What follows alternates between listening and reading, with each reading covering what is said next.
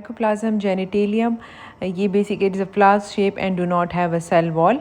Chlamydia trachomatis basically क्या है, gram negative कोकोबैसिलाई. ठीक है, ग्राम नेगेटिव कोकोबैसिलस है. ठीक है.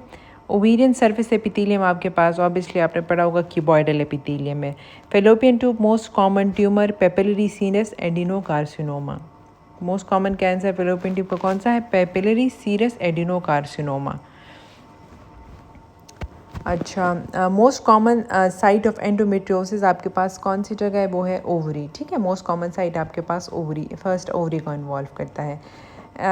Arias Stella phenomena effect on endometrium. Transverse column blood supply आपके पास क्या है, वो बेसिकली मिडल कॉलिक आर्टरी है. ठीक है. Post menopausal bleeding.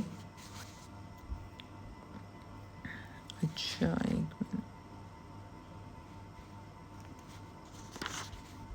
अच्छा, पोस्ट मेनोपॉजल ब्लीडिंग आपके पास with granulosa cell tumour of the ovary effect on endometrium. तो यूजुअली आपके पास ये पॉलिफरेटिव वो करता है. ग्रेनुलोजा सेल ट्यूमर में क्या होता है, आपके पास एक्सेस एस्ट्रोजन रिलीज होता है. ठीक है. तो पोस्ट मेनोपॉजल में ऑलरेडी आपके पास यूट्रस की जो लाइनिंग है वो ऑलरेडी श्रिंक हो जाती है. ठीक है. एट्रोफिक वेजाइना हो जाता है. ठीक है. तो इसमें क्या हो जाता है कि जब एस्ट्रोजन ज़्यादा होगा तो ऑब्वियसली वो फिर यूट्रस की जो एंडोमेट्रियल लाइन है उसकी पॉलिफरेशन करेगा ना. तो basically it effect on the proliferative वाला फेस पे ये वो करता है. Group A streptococcus Lancefield group. Group A streptococcus आपके पास ये बीटा हेमोलिटिक है. ठीक है. Most common cause of secondary hyperparathyroidism is आपके पास ये क्या है, क्रॉनिक रीनल फेलियर. प्राइमरी जब आपके पास होगा तो वो पैराथायराइड में इशू होगा, और सेकेंडरी हाइपरपैराथायराइडिज्म आपके पास अगर क्रॉनिक रीनल फेलियर इश्यूज होते हैं तो उसमें आपके पास होता है. ठीक है. Innate and adaptive system are link together by cytokines. ठीक है. इम्यूनिटी रिलेटेड इन्फ्लेमेशन जो आपके पास ज़्यादा है वो इनेट इम्यूनिटी और में आपके पास एडॉप्टिव सिस्टम में आपके पास साइटोकाइंस ज़्यादा वो करता है. और जो ल्यूकोट्रीन्स है ना, तो ये बेसिकली आपके पास मोर कॉमन इन्फ्लेमेशन अगर आपके पास आ जाए कि कौन से में ज़्यादा हो तो वो बेसिकली ल्यूकोट्रीन्स हैं. ठीक है, इन्फ्लेमेशन के लिए. और इनेट और एडॉप्टिव सिस्टम में साइटोकाइंस वो इन्वॉल्व होते हैं. अच्छा जी, थायराइड रिसेप्टर आपके पास हार्मोन जो बेसिकली क्या है, ट्राईपेप्टाइड है. ठीक है. Thyroid receptor thyroid releasing hormone. ठीक है. जो आपके पास इसमें फिर उसके बाद जब आपके पास फर्दर TSH है और HCG है, वो बेसिकली आपके पास ग्लाइकोप्रोटीन है. ठीक है. तो TRH, ये बेसिकली TRH आपके पास हाइपोथैलेमस से रिलीज़ होता है. ठीक है. तो ये बेसिकली ट्राईपेप्टाइड है. और जो TSH है और HCG वो आपके पास पिट्यूटरी ग्लैंड से रिलीज़ होता है. तो ये वो बेसिकली ग्लाइकोप्रोटीन्स हैं. ठीक है. Delta cell of pancreas secrete क्या करता है, delta cell of pancreas secrete somatostatin. ठीक है. और जो ग्लूकागॉन है वो अल्फा सेल से रिलीज़ होता है, और इंसुलिन आपके पास बीटा सेल से, और डेल्टा सेल से आपके पास सोमैटोस्टेटिन. ठीक है, ये आपने याद रखना है. अच्छा, पैंक्रियाटिक पॉलीपेप्टाइड्स आपने ये F सेल्स ऑफ पैंक्रियास से रिलीज़ होता है, और जो कोलिसिस्टोकाइनिन है वो I cell of the duodenum, ये वहाँ से आपके पास कोलिसिस्टोकाइनिन रिलीज़ होता है. ठीक है. I cell of the duodenum से कोलिसिस्टोकाइनिन. ग्लूकागॉन आपके पास अल्फा सेल है, इंसुलिन आपके पास बीटा सेल से, पैंक्रियाटिक आपके पास F cells of the pancreas, और डेल्टा आपके पास सोमैटोस्टेटिन हो गया. विंकल कॉर्सोकॉफ सिंड्रोम आपके पास वर्निकी, बेसिकली जब आपके पास कॉर्सोकॉफ सिंड्रोम है बेसिकली विटामिन B1 जो थायमीन की वजह से डिफिशिएंसी की वजह से ये आपके पास होता है. ठीक है. Oestrogen type of pregnancy secreted by placenta. तो आपके पास जो बेसिकली प्लेसेंटा प्रेगनेंसी में आपके पास ईस्ट्रायोल है. ठीक है. नॉर्मल आपके पास जो पोस्ट मेनोपॉजल जो रिप्रोडक्टिव एज में ईस्ट्राडायोल है, प्रेगनेंसी में आपके पास ईस्ट्राट्रायोल होता है. ठीक है, एस्ट्रायोल. अच्छा, HPL plateau at which trimester. तो इसमें आपके पास ऑब्वियसली लेबर में ज़्यादा होता है as compare to third trimester, या लेबर में ज़्यादा वो करता है, प्लेटो करता है. ये आपने एंडोक्राइनोलॉजी में फिजियोलॉजी में पढ़ा होगा. ठीक है. Alpha subunit of LH related to alpha subunit of FSH TSH and beta HCG, ठीक है। इनका एक ही वो है अल्फ़ा सब यूनिट जो है FSH और TSH और बीटा HCG का एक ही जैसा है। Prolactin with PCOS due to increase unopposed oestrogen, ठीक है। हमने PCOS में डिटेल से पढ़ा था कि आपके पास क्यों प्रोलैक्टिन ज़्यादा होता है, क्योंकि ड्यू टू अनअपोज एस्ट्रोजन की वजह से आपके पास वो हो जाता है, थोड़ा बहुत प्रोलैक्टिन भी आपके पास इंक्रीज़ हो जाता है इसके साथ। Iodine transport in thyroid with sodium, ठीक है। फिजियोलॉजी में आपने ट्रांसपोर्ट वाली चीज़ें पढ़ी होंगी कि मैंने आपको कहा था कि देखिए रिप्रोडक्टिव एंडोक्राइनोलॉजी फिजियोलॉजी की हर एक चीज़ आपने रिप्रोडक्शन के रिलेटेड आपने कोई चीज़ किसी टॉपिक में नहीं छोड़ना, ठीक है। अभी तक देख लें हम सारे जो कर रहे हैं वही वाले एंडोक्राइनोलॉजी फिजियोलॉजी का जो रिप्रोडक्टिव सिस्टम की वो है उसी से मैक्सिमा आई और एंडोक्राइनोलॉजी है, ठीक है। Iodine transport in thyroid with sodium. OGTT आपके पास फास्टिंग 5.82 और 7.9, ठीक है। आपको मैंने नाइस का बताया था 5, 6, 7, 8, तो ये तो 5, 8, 7, 9 है, तो मीन्स ये जेस्टेशनल डायबिटीज़ है। एल्डोस्टेरॉन क्या काम करता है, एंजियोटेंसिन 2। कार्बोपोस्ट आपके पास क्या है, प्रोस्टाग्लैंडिन F2 अल्फ़ा, जो आपको मैंने बताया भी था कि F2 अल्फ़ा किस में कॉन्ट्राइंडिकेटेड है, अस्थमा में आपने नहीं देना, ठीक है, क्योंकि ये कॉन्ट्राइंडिकेटेड है। डिले प्यूबर्टी का लेक्चर मैंने दिया, तो उसमें डिले प्यूबर्टी मोस्ट कॉमन आपके पास जो कॉज है वो कॉन्स्टिट्यूशनल डिले इन ग्रोथ है, ठीक है।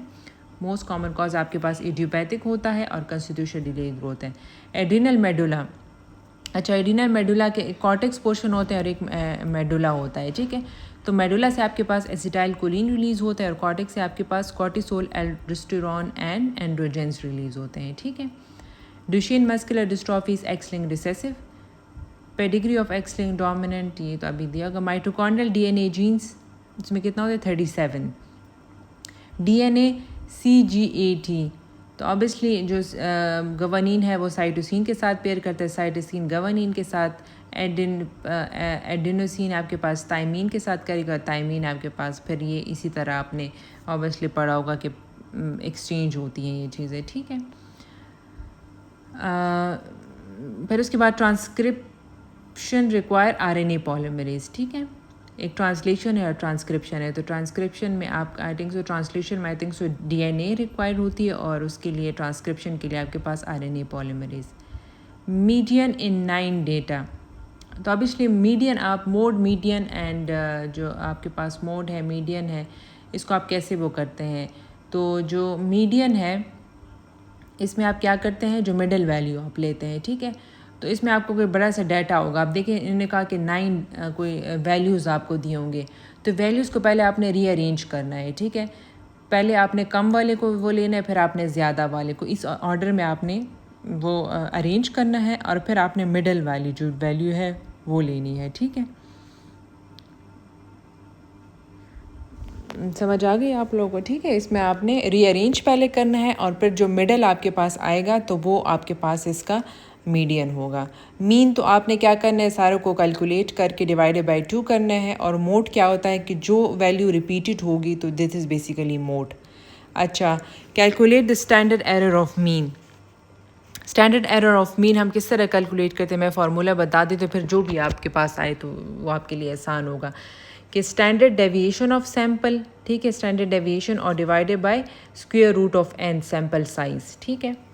तो इसमें आपको ये दिया होगा कि स्टैंडर्ड एरर ऑफ मीन आप कैलकुलेट करें, तो आपने क्या देखना है कि अगर आपको स्टैंडर्ड डेविएशन दियो ऑफ द सैम्पल और सैम्पल साइज़ दियो, तो आपने स्टैंडर्ड डेविएशन को ऊपर लेना है और डिवाइडेड बाय स्क्वायर रूट करना है सैम्पल साइज़ का, ठीक है। तो आपके पास वो वैल्यू आ जाएगी। अच्छा, एलेंटॉइस आपके पास किससे वो होता है, डिराइव होता है बेसिकली एंडोडर्म से। Carbohydrate, breast milk, lactose. Dimer immunity आपके पास, डाइमर किस में है, IgA, ठीक है, बेसिकली ये डाइमर है। और जो आपके पास IgM होता है वो आपके पास पेंटामर होता है, ठीक है, उसमें आपके पास 5 वो होते हैं, तो ये आपने याद रखनी है कि ठीक है। IgA में आपके पास ये डाइमर है और IgM आपके पास पेंटामर है, और बाकी भी आप वो देख लें कि बाकी का किस्सा, लेकिन ये दो मुझे याद है कि जो IgA है वो बेसिकली डाइमर है और पेंटामर आपके पास IgM है। अच्छा, म्यूकोजल इम्यूनिटी ऑब्वियसली आपके पास IgA प्रोवाइड करता है। इंटरनल एलन sphincter is basically continuation of circular rectal muscles, ठीक है। ये बेसिकली थिक वाइट टाइप की ग्लिसनिंग टाइप की स्ट्रक्चर होता है जो आपके पास म्यूकोजा और एक्सटर्नल एलन स्फिंक्टर के दरमियान होता है, और ये आपके पास कंटिन्यूएशन होती है internal continuation of circular rectal muscles की। नेवेरेपिन क्या है? It's basically non competitively inhibit reverse transcriptase. Nevirapine आपके पास बेसिकली HIV ड्रग्स है जो non nucleoside reverse transcriptase inhibitor भी है, इसको हम कहते हैं, ठीक है। NNRTIs जो इसको हम कहते हैं, ठीक है, non nucleoside reverse transcriptase inhibitor. तो ये उसमें आता है, तो ऑब्वियसली ये क्या करेगा? Inhibit non competitively. Non nucleoside reverse transcriptase inhibitor है, तो ये basically non competitively inhibit reverse transcriptase, ठीक है। ओनली HRT जो breast cancer, only HRT breast cancer, तो HRT रिस्क होता है लेकिन लो और नो रिस्क, कम रिस्क होता है, लेकिन रिस्क है, ब्रेस्ट कैंसर का रिस्क है, लेकिन 3/1000 आई थिंक सो है, तो इसमें आपने लो और नो रिस्क इन्होंने कहा हुआ है। Female early pregnancy does not know about her vaccination status for varicella zoster, she may have immunity against it. तो इसमें आप क्या कहते हैं कि अगर लेस देन 10 है तो इसमें मींस कि ये इम्यूनिटी नहीं है, और अगर 60 to 8 है तो एडिक्वेटली आपके पास पेशेंट इम्यून है, ठीक है। तो इसमें इन्होंने क्या किया हुआ है?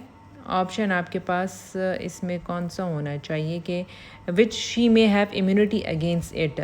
तो अब ये कि वैक्सीनेशन स्टेटस नहीं है उसको पता, और वह कह रहे हैं कि she may have immunity against it.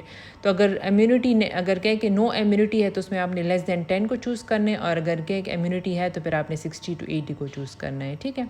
Perinatal mortality आपको जो मैंने फार्मूला बताया वो आपने फिट करना है, अब इन्होंने 100/1000 डिटेल नहीं दी। अच्छा, Brunner cells found in duodenum. Electrophoresis का आपको ये डायग्राम दिया है, तो इसमें बताया कि ये बेसिकली अल्फ़ा थैलेसीमिया मेजर है, ठीक है। आपके पास क्या होगा? जो it was alpha thalassaemia major.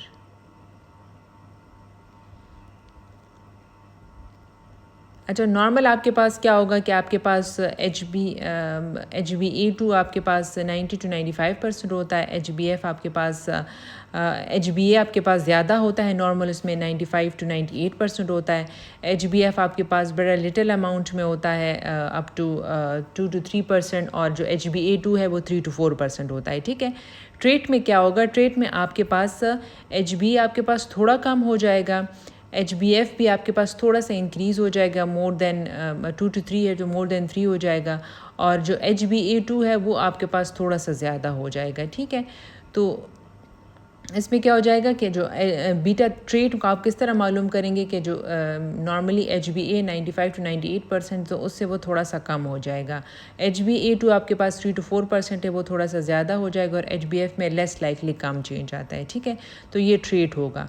और मेजर में आपके पास क्या होगा कि HbF मेजर में ज़्यादा होता है, HbA आपके पास बहुत कम हो जाता है, लेस देन 2%, और HbA2 वही 3 to 4% ही रहता है, ठीक है। तो आपने अगर ऐसे टाइप के इलेक्ट्रोफोरेसिस दी और HbF आपको ज़्यादा दिखाया तो मीन्स ये फिर मेजर होगा। नॉर्मल अपर वाला है और मिडल वाला आपके पास क्या आ जाएगा? ये ट्रेट है। अच्छा, सिकल सेल में आपको पास सिंपल ही है कि सिकल सेल एनीमिया में आपको अब देखिए HbS आपके पास HbA ठीक है, HbF आपके पास नॉर्मल होगा, लेकिन उसमें आपके पास क्योंकि उसमें HbS में चेंजेस A की बजाय आपके पास S आ जाता है, तो ये आपके पास एक एक्स्ट्रा वो होगा, तो आपने डायरेक्ट कहना कि सिकल सेल ट्रीट है, ठीक है। Crohn's disease history of gut restriction investigation show MCV increase होगा, तो ऑब्वियसली या फोलेट एसिड डिफिशिएंसी या विटामिन B12 डिफिशिएंसी है। तो हिस्ट्री ऑफ गट रिसेक्शन, तो गट में विटामिन B12 की एब्जॉर्प्शन होती, तो मोस्ट लाइकली ये आपके पास विटामिन B12 डिफिशिएंसी होगी। Side effect of misoprostol diarrhoea cause करता है, शिवरिंग एंड डायरिया, ये मोस्ट इसके साइड इफ़ेक्ट्स है, ठीक है। लिथियम मोस्ट कॉमन कॉज आपके एब्स्टेंट एनॉमली, ठीक है। तो यूजुअली हम प्रेगनेंसी में नहीं देते क्योंकि बेबी में एब्स्टेंट एनॉमलीज कॉज करता है। Cystic fibrosis is basically congenital absence of, male में क्या करता है cystic fibrosis? Congenital absence of vas deferens, ठीक है। तो ऑब्वियसली पेशेंट में फिर इनफर्टिलिटी के चांसेस ज़्यादा होता है। अब विन 3 वल्वल इंट्राएपिथेलियल न्यूप्लेजिया 3, मैंने आपको बताया था कि वल्वल में जो अगर HPV इन्वॉल्व है वो HPV 16 है, ठीक है, ये आपने याद रखना है। कैंसर वालों में सर्वाइकल कैंसर में 16, 18 है, और वल्वल में जो मोस्ट कॉमन आपके पास HPV 16 है। अच्छा, ये आपको देखिए कंप्लीट पिक्चर दी होगी, और आप देखिए ग्रेप्स लाइक स्ट्रक्चर आपको नज़र आ गया, तो ये कंप्लीट मोल है, इसमें आपको फीटस नज़र नहीं आ रहा। तो इसका कैरियोटाइप क्या होगा 46XX, और इनकम्प्लीट पार्शियल मोल का क्या है 69XXY है, ठीक है। Vitamin D in pregnancy unchanged होता है, और डंपा डिपोप्रो जो लॉन्ग एक्टिंग इंजेक्टेबल है मेडॉक्सीप्रोजेस्टेरॉन, वो आप कितने टाइम बाद देते हैं 3 मंथली आप देते हैं, तो मीन्स 12 वीक्स, ठीक है।